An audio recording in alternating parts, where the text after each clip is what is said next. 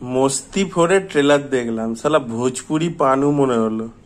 Seriously, production কোয়ালিটির তো মা বোন নেই, ঠিক আছে, পুরো মনে হচ্ছে বি গ্রেড কোনো সিনেমা দেখছি সেরকম লুক এন্ড ফিল। আর লাইন্স গুলো যা লিখেছে মিলাপ মিলান জাভেরি, ভাই সিঙ্গাম নে মার কে মেরে লিঙ্গম কো চিঙ্গম বানা দিয়া। তবে আরো কি সব আছে জঘন্য জঘন্য সব লাইন্স। আর আরশাদ ওয়ারসি ভাই, মানে আরশাদ ওয়ারসি কোনো নেই, অন্য জায়গা থেকেও পয়সা কামায়, কিন্তু আরো চাই। মানে কিং এর মতো ছবি করছে, অন্য ভালো কাজও পাচ্ছে।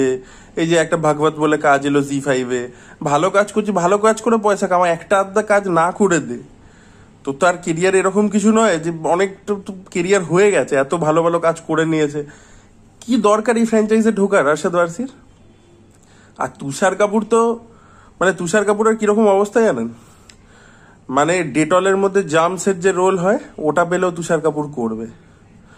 বা ধরুন কি বলে ওই হারপিকের অ্যাডে যদি পটির রোল হয় তুষার কাপুর ওটাও করবে। তুষার কাপুরের তো এরকমই অবস্থা।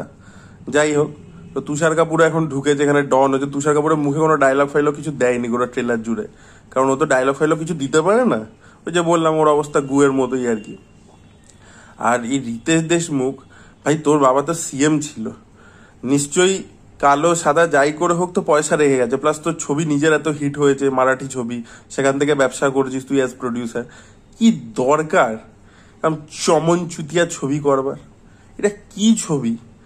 মানে জাস্ট আইডিয়াটা ভাবুন, লাস্টে দেখাচ্ছে একটা ঘোড়া, সে আফতাবের, মানে এইটা, মানে ওই জন্য আমি বললাম যে ভোজপুরি পানু। মানে এটা কি, এটা একটা একটা আইডিয়া। এবং সেখানে কি সব ডায়লগ দিচ্ছে যে পিছে সে ইয়ে হয়ে যায়গা, বলছে তু মুখ ঘুমালে, বলছে মেরা মুখ ফাট যায়গা। কি মানে একটা লোকে তো ভাবে যে ভাই অ্যাডাল্ট কমেডি মানে এইটা, অ্যাডাল্ট কমেডি এইটা? সিরিয়াসলি, মানে কোনো মানে নেই, মাথা নেই, মুন্ডু নেই। মানে মাস্তি যে ফার্স্ট যেটা এসছিল সেটা ঠিকঠাক ছিল, এক্সট্রাঅর্ডিনারি কোনো ছবি না, ঠিকঠাক ছিল।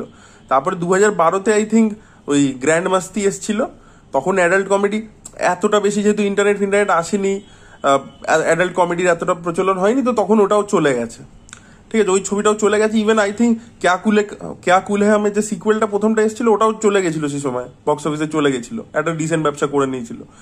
বাট তারপরে গ্রেট গ্র্যান্ড মাস্তি তো পুরো ফ্লপ হয়েছে, ডিজাস্টার হয়েছে ছবিটা। তারপরে পার্ট 4-এর প্রয়োজন কি আছে?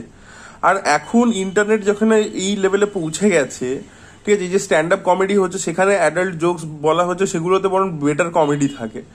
সেখানে আজকের দিনে দাঁড়িয়ে এরকম একটা কন্টেন্ট, মানে মানে ক্রিঞ্জ জিনিসপত্র, ডায়লগস গুলো দেখুন, মানে কোনো ডায়লগে না হাসি পাচ্ছে, জঘন্য, এটা অ্যাডাল্ট কমেডি নয়। মানে এগুলো যা খুশি দেয়, মানে এটা মানে কিভাবে ডিফাইন করবো, আমাকে যে ওয়ার্ডস নেই এটা ডিফাইন করবে। আর বিবেক ওবেরয় এইটা করে তারপর গিয়ে স্পিরিট করবে। বিবেক ওবেরয় ভাই সময় থাকতে থাকতে বেরিয়ে যা, কারণ তুই স্পিরিট করার পরবর্তীতে ভালো ভালো কাজ পাবি। তুই এইগুলো থেকে বেরিয়ে যা, এদের থেকে নিজেকে দূরে রাখ। আমি বুঝতে পারি না, আফতাবেরটা নয় আমি বুঝতে পারি যে আফতাবের মানে এইটা না করলে ভিক্ষা করতে হবে, কিন্তু ভাই বিবেক ওবেরয়ের হাতে তো কাজ আছে, সাউথে তো ভিলেন টিলেন হয় সে, ঠিক আছে, রিতেশ দেশমুখের কাছে তো অপশন আছে, ওরা ভাই এই ফ্র্যাঞ্চাইজটা থেকে বেরিয়ে যায় না কেন? মানে কি বলবো। আচ্ছা, মিলাপ মিলন জাভেরি রিসেন্টলি বক্স অফিসে হিট দিয়েছে, এই যে ছবিটা কি যেটা হর্ষবর্ধন রানের যে ছবিটা, তো লোকে একটা হিট দিয়ে, এটা তো আগেই করে ফেলেছিল, ও নিজেও ভাবেনি, ওটা ওর কাছেও শখ যে ভাই আমি হিট দিতে পারবো। যাই হোক, তো সত্যমেব জয়তে হিট দিয়েছিল, তারপরে আই থিঙ্ক মার্জাবাটাও মনে হয় চলেছিল কিছুটা, আর তারপরে এই ছবিটা হিট দিল। তো যাই হোক, এই ছবিটা তো কিছুতেই চলবে না, আর যদি এই ছবিও চলে তাহলে বুঝবো যে আমাদের দেশের যারা ইউথ আছে, মানে তারা বিভৎসভাবে সেক্সুয়ালি ফ্রাস্ট্রেটেড, এটা বুঝতেই হবে, নাহলে এই ছবি দেখতে কেউ হলে যাবে এটা আমি আশা করতে পারি না, সিরিয়াসলি বলছি। আমি এটা দেখবেন টিজার এসছে, আমি টিজারটার রিয়াকশন অব্দি দিইনি, এত ক্রিঞ্জ ছিল।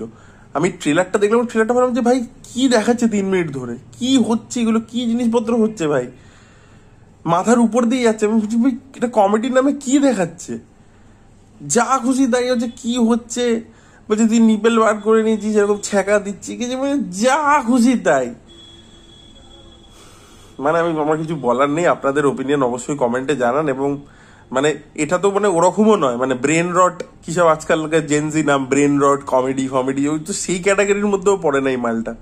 তো যাই হোক, এটাই বলার ছিল। আর আপনাদের ওপিনিয়ন জানাবেন কমেন্টে। Thank you so much.